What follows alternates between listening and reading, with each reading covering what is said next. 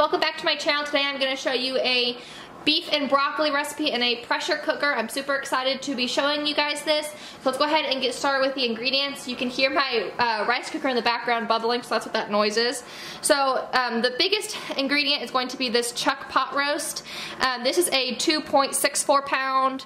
The recipe only calls for 2.5 pounds, but we're just going to make ours extra beefy because we think it'll be good that way. This is some fresh ground pepper that we're going to use to season the beef. And then we're going to be using 2 teaspoons of olive oil, this onion diced up, 4 cloves of garlic minced, 3/4 cup of beef broth, half a cup of soy sauce. This is 1/3 cup packed brown sugar. We're going to be using 2 tablespoons of this sesame oil, 1/8 teaspoon of the red pepper flakes. This is a 2-pound bag of the broccoli cuts. Sorry, Tater Tot's in the background messing with some dog bowls. This is a 2-pound bag of broccoli cuts, but we are only going to be using 1 pound of it, and then we'll stick the other half in the freezer for next time.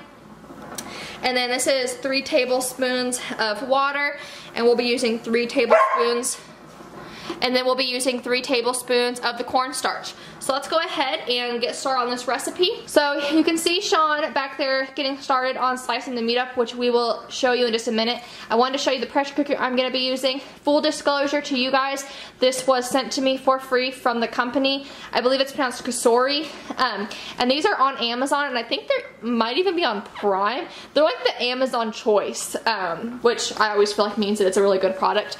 So we've got Sean over here slicing up the chuck roast. So what he's doing is just trying to, no Tater, get it as thinly sliced as he can and trying to keep as much of the fat off of it as he can. So he doesn't, if he's trimming it really well as he's going along and trying to get really nice thin slices of the roast. All I've done is, let me see if I can tilt this back and show you.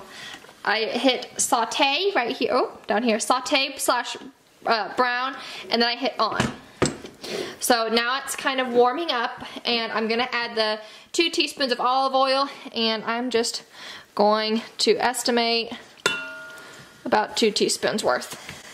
I wanted to mention while I was editing that this process goes quick once you get started. So wait until you get everything ready, because once you put food in that pressure cooker, it cooks real fast. Then I'm just going to add some fresh ground pepper to this meat, and Sean's gonna mix that up with his hands for me. This heats up quick, so this ain't nothing to play around with. Once you turn it on, make sure you've got everything ready to go. Sean is just going to start adding in the beef. If I can get and it said don't crowd it, and just kind of it's gonna be in batches. So at this point, I think that it is cooked and it's looking good, so I'm just gonna pull, I might even get a slotted spoon for this. So I'm gonna pull this beef out, and then we'll add more and just keep this process going. So I'm still working on browning up that beef, and Sean's gonna start chopping up this onion. So I'm finishing up the last little bit of the beef. I did end up needing to add more olive oil. Started to kind of stick, and stuff was getting cooked on, so I did need to add more. So that is a tip for you guys. And if you have a large family, I would definitely recommend doing the bigger roast and not the 1.5 pound like the recipe recommends. So once again, I added more olive oil before adding the onions, because what the recipe called for, is my opinion, is just not enough. So we just added some more olive oil and the onion. We're gonna let that saute for 1 to 2 minutes until it starts to soften up. Now it calls for about 4 cloves of garlic, so I'm just going to guesstimate that. Looks about 4 cloves to me.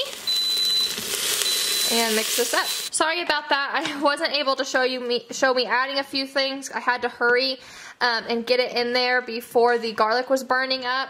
So I added the beef broth, sesame oil, soy sauce, and the sugar, brown sugar, and the red pepper flakes to the garlic and onion.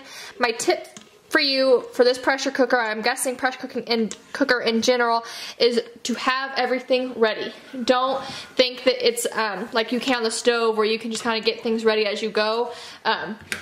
don't start until you've got your onion chopped and your beef ready, and go ahead and pre-measure out your broth and your soy sauce and all that kind of stuff. So what I was doing here is just stirring this until the sugar is dissolved, and it looks like it is. So now we're just going to add back in the beef, and then I'll show you how to use the settings from there. And I didn't discard any of the juices that was made by the beef. That all got added back in here with it. So you're going to take your lid and just place it on there and lock it into place. Make sure that your steamer is on the locked position. I'm just going to do this manually, so turn it off and then I'll start over. So you'll hit manual. I'm going to adjust the pressure to high pressure. I'm going to adjust the cook time down to 12 minutes, and then I'm going to turn it on. And that's just going to cook on high pressure for 12 minutes. Okay, so the pressure cooker just beeped and told me that it was done. So what I'm going to do is flip this. Oh God. Let all that built up pressure out. Alright, so you'll hear Sean in the background. He's just cooking the broccoli to the instructions on the back of the bag. It's frozen broccoli, so he's just cooking it in the microwave. So just follow the instructions that yours on the back of your bag says. So now that it's stopped steaming, I'm very nervously going to... Perfect. That wasn't scary as I thought it was going to be. Alright, wow, that looks really good. This is the 3 tablespoons of cornstarch and the 3 tablespoons of water. So we're just going to kind of mix that up until smooth. So here I've got our cornstarch water mixture nice and smooth. I'm just going to pour that into here. And then I'm going to turn the pot back on to the saute setting. And I'm just going to let this cook for a minute so it can kind of let that cornstarch thicken it up. Alright, so Sean just cooked the broccoli to the instructions on the back of the bag, and we're going to add that in. So all in all, this meal turned out really, really good, and it was fast and easy, and we just served it over some white rice, and I'm definitely going to be making this again. We really liked the pressure cooker, and we still like it now, and I would definitely recommend this for you guys.